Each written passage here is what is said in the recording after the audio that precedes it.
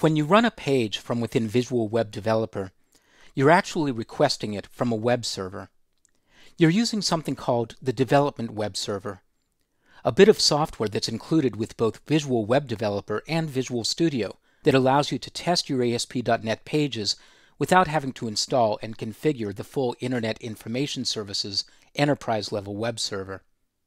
When you create your first website and your first ASP.NET page, and then go to the Debug menu and select Start Without Debugging, you'll see that you're opening the page in your selected web browser.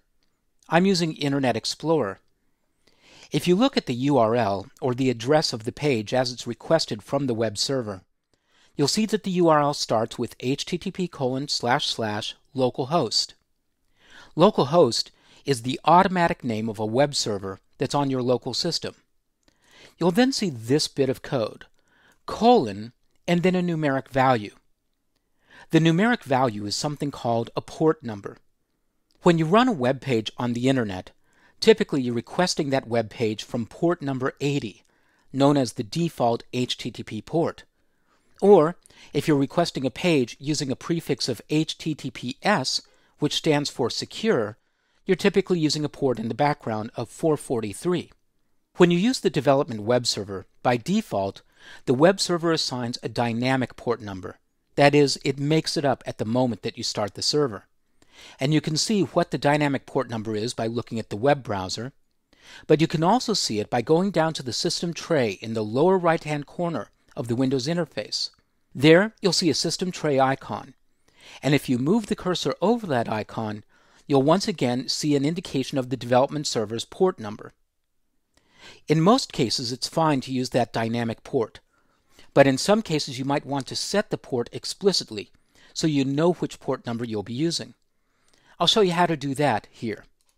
In order to freeze the port number for a particular website, start off in the Properties view.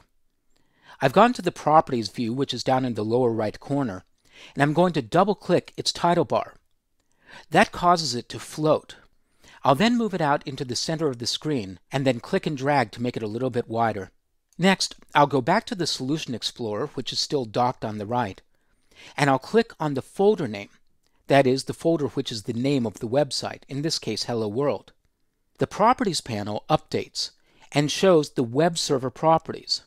Notice that by default, a property called Always Start When Debugging is set to true, and a property called Use Dynamic Ports is set to true as well.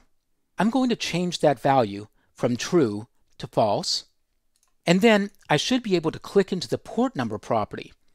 It takes just a moment for it to be activated, so be patient. And then you can type in any port number that isn't otherwise being used on your system.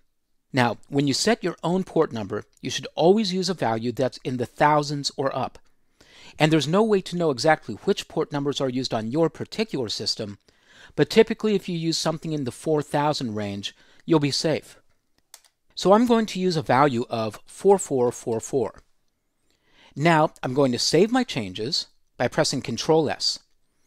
I'll go down to the system tray and I'm going to right-click on the icon for the ASP.NET Development Server, and I'll select Stop, which closes down the web server. Now I'll move the Properties panel over so I can see the toolbar, and once again I'll select Debug, Start Without Debugging.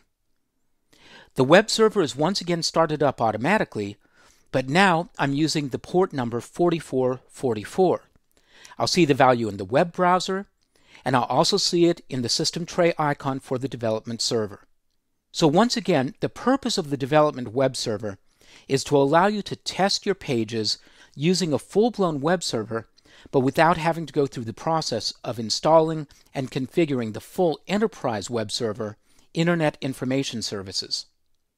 When you deploy your ASP.NET website for production, that is for use by your users, you'll want to use the full web server. IIS has a lot of tools that the development web server doesn't have, and it's really scalable, meaning it can support a lot more users at the same time than the development server can. But for convenience, you can't beat the development server during your initial development phase.